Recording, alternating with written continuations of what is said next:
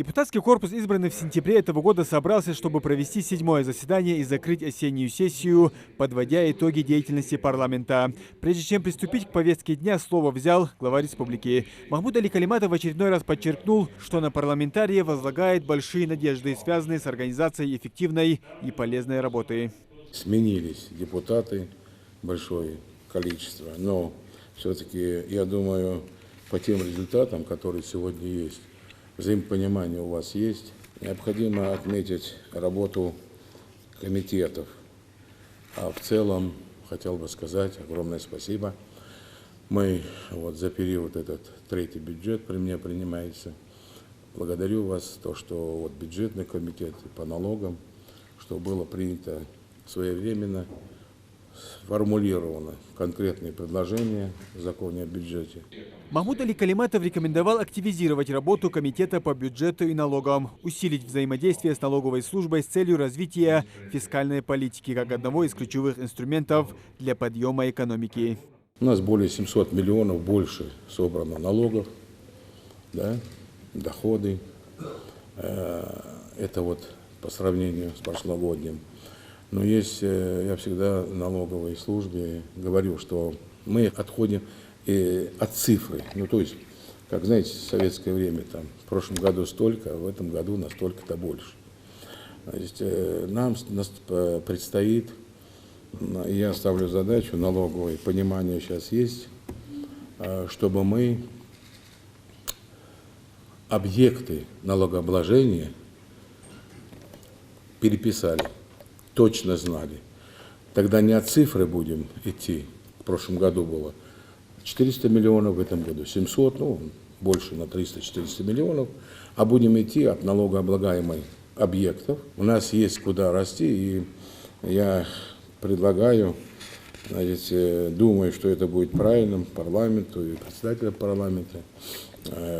Я думаю, нам стоит заслушивать органы мы не можем, но предложить информировать парламент вы можете. Поэтому я хотел бы, чтобы в наступающем году и налоговая служба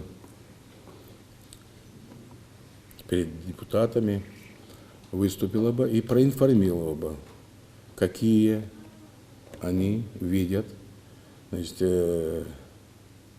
пути решения вопросов, которые бы увеличили нашу доходную часть. В действительности мы дотационная республика.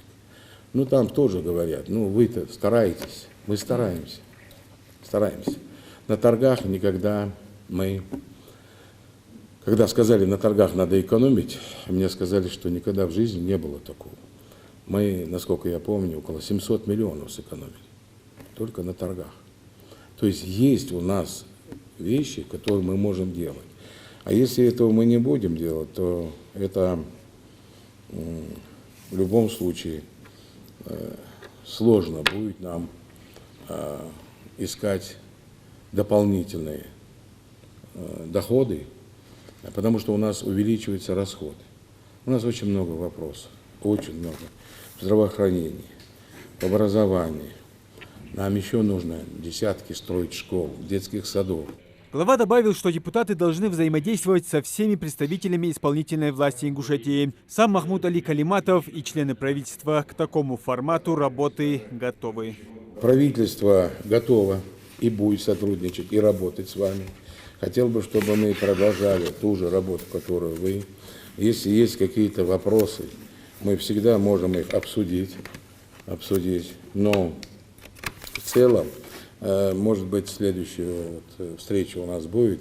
Я вам же конкретные некоторые вещи, которые у нас и Совет Федерации у нас 16 вопросов, которые мы вынесли и обсуждали 2 дня на комитетах, они все 16 вошли в постановление Совета Федерации. Далее участники заседания перешли непосредственно к повестке дня. Итоговый отчет представил спикер парламента. Так, с 1 октября по 28 декабря текущего года проведено 7 заседаний. Принято около 25 законов. Поддержано принятие более 255 постановлений. Рассмотрено 124 проекта федеральных законов, из которых поддержаны более 100.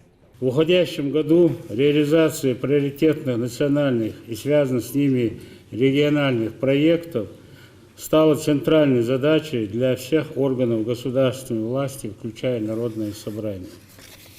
На первом этапе вышло законодательное обеспечение стратегических целей республики по стимулированию экономического роста, формированию благоприятного инвестиционного и предпринимательского климата, совершенствованию налогового законодательства, создание условий для социально-экономического развития территории, также социальной защиты людей и прежде всего тех, кто наиболее в ней нуждается, поддержка материнства и детства, охрана здоровья граждан, защита прав пострадавших участников долевого строительства, сохранение благополучной экологической среды, наращивание производства экологической чистой сельскохозяйственной продукции, поддержка социально значимой общественной инициативы.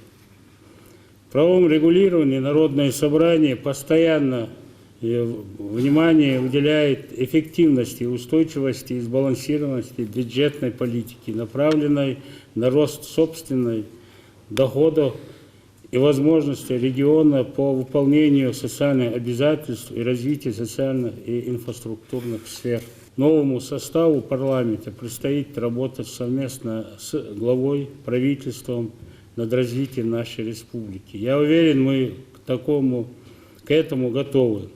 Спикер парламента также поделился планами на предстоящий 2022 год. Вопросов много. Представляется, что предстоящий год будет достаточно сложным не только в законотворческой деятельности, но и в социально-экономическом и финансовом отношениях. На итоговом 7-м заседании обсудили в общем внесение изменений в 11 законов республики. Все они были приняты. Так, депутатами поддержаны изменения в бюджет республики и регионального ФОМС на этот год. Приняты изменения в закон о молодежном парламенте, об экологической экспертизе. Ну а в завершении спикер парламента вручил грамоты отличившимся депутатам и работникам аппарата парламента. Муслим Ганиев, Асхаб Билакиев, Новости 24.